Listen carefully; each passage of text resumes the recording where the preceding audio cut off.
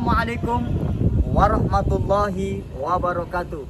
Salam sehat, salam sukses, dan salam bahagia untuk seluruh Sobat SR dan para pemirsa setia channel Sultan Rahmat Detektif Misteri Gaib dimanapun Anda berada. Berjumpa kembali dengan kami di channel ini, dan kami akan terus berbagi pengetahuan tentang dunia metafisika. Yang kami cari adalah kebenaran, bukan pembenaran. Yang kami buktikan adalah dalil, bukan sekedar berdalih. Yang kami kemukakan adalah argumen, bukan sentimen.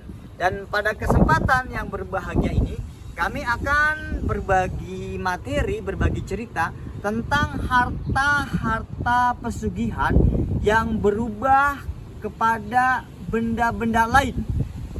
Ini adalah sebuah cerita nyata, real kejadiannya, bukan sekedar karangan, bukan sekedar mitos, bukan sekedar cerita dusta, tetapi betul kejadian ini terjadi dan menimpa kepada seseorang yang keluarganya melakukan pesugihan dengan penguasa Laut Selatan yang dikenal di masyarakat kita dengan sebutan Nyi Roro Kidul. Di tangan saya, para Sobat SR dan para pemirsa ini bisa melihat, ini ada 3 lembar daun yang kalau kita lihat ini seperti daun pandan berduri yang dia tumbuh di rawa-rawa tepi pantai. Nah, aslinya awalnya bahwa benda ini adalah emas yang kemudian berubah menjadi daun seperti ini. Bagaimana cerita ini bisa terjadi dan bagaimana kisahnya itu bisa menimpa kepada seseorang yang hartanya berupa emas itu berubah menjadi daun seperti ini, kita akan lanjutkan dan kita akan bahas setelah jeda berikut.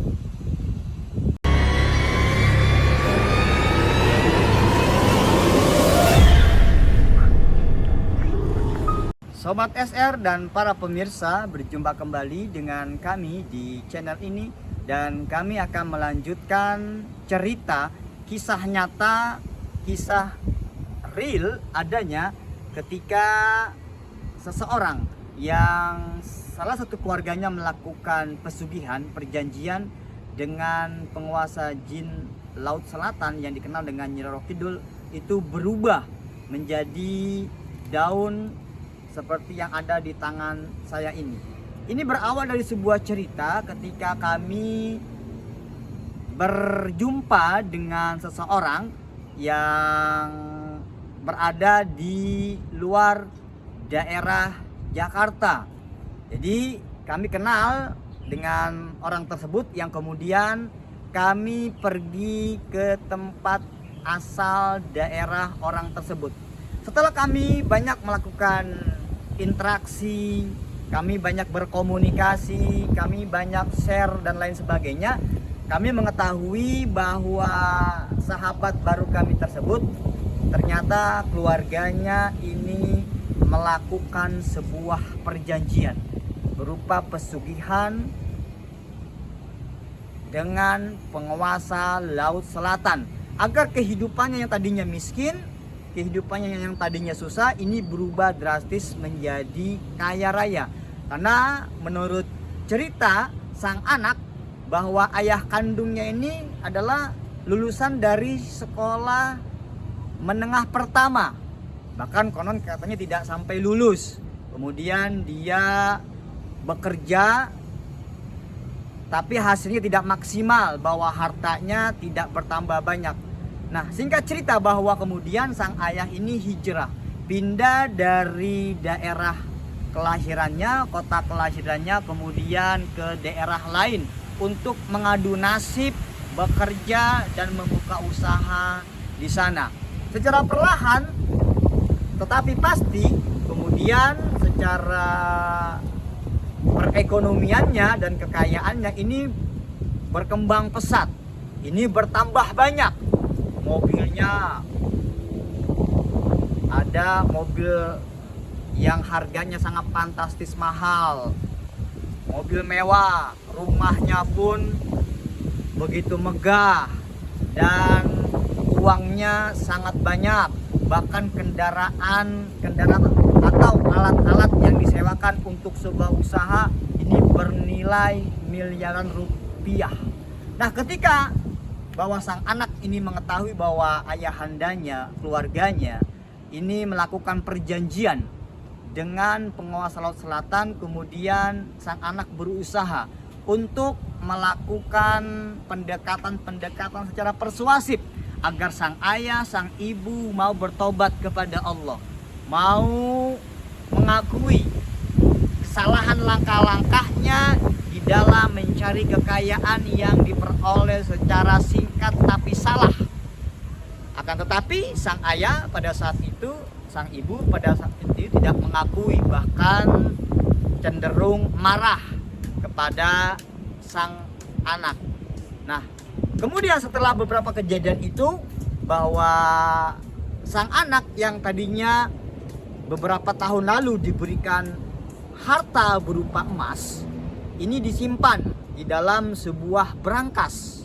Dan saat itu beliau, sang anak ini menghubungi saya dalam kondisi menangis ketika saya masih ingat betul itu dalam kondisi saya punya kegiatan yaitu pelatihan hipnosis atau hipnotis. Nah, sang anak mengatakan bahwa sahabat kami ini mengatakan bahwa semua emas yang ada di dalam brangasnya itu berubah menjadi daun-daun seperti ini. Sekitar ada 50 sampai 60 gram. Yang anehnya secara logika, kalau dicuri orang atau dicuri karyawannya, bahwa brankas ini tersimpan di dalam kamarnya. Kamarnya dikunci, kemudian kunci brankasnya tidak ada yang tahu nomor kodenya kecuali sahabat saya itu sendiri.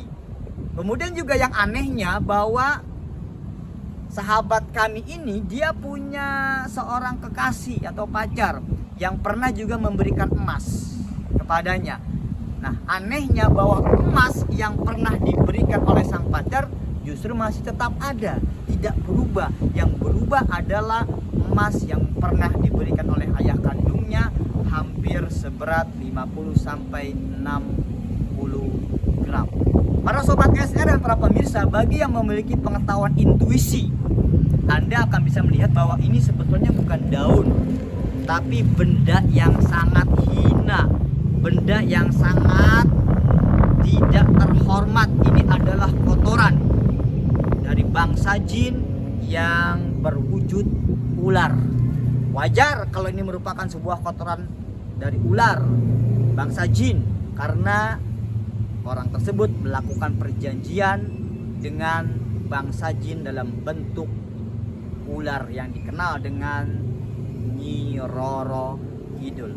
Para sobat dan para pemirsa, ingat, kesesatan akan terjadi bukan saja karena minimnya iman di dalam diri seseorang, tetapi juga karena minimnya pengetahuan dalam diri seseorang. Selamat beraktivitas, salam sehat, salam sukses. Assalamualaikum warahmatullahi wabarakatuh.